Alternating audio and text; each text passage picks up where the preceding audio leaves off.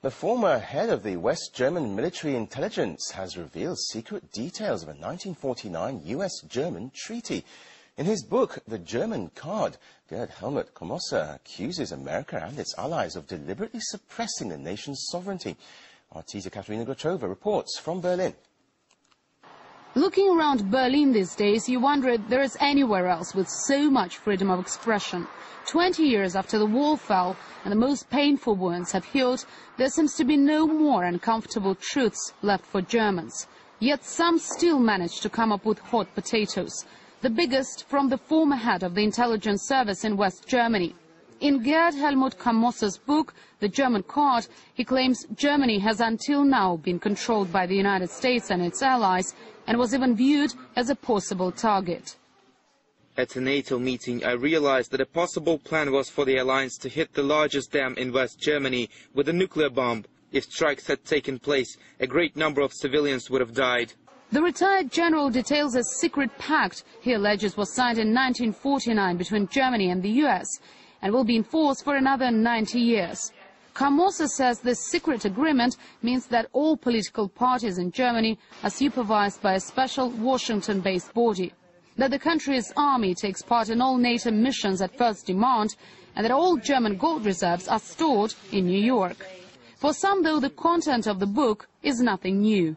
Remember the proposal of Prime Minister Putin to Germany to share with Russia the natural gas trading throughout Europe.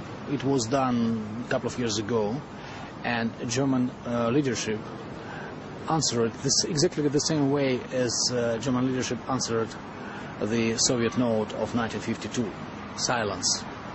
But what is the reason for Germany not to participate in such a lucrative business as a natural gas trading throughout Europe through German network?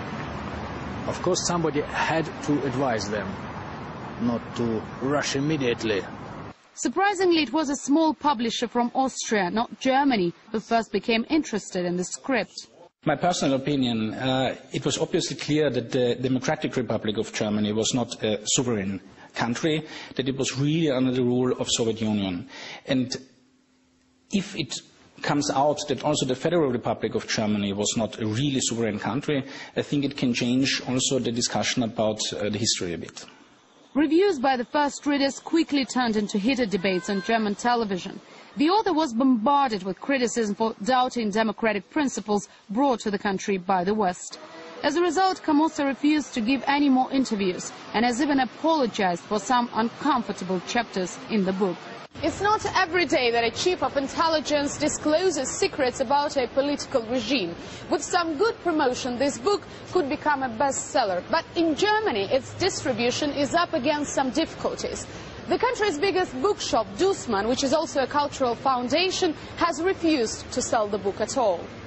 The contents of the book, though, will soon be available to millions more readers. The German Card has recently been translated into Russian. The publisher expects strong sales and believes the most heated debates are yet to come. Katerina Grochova, RT, Berlin.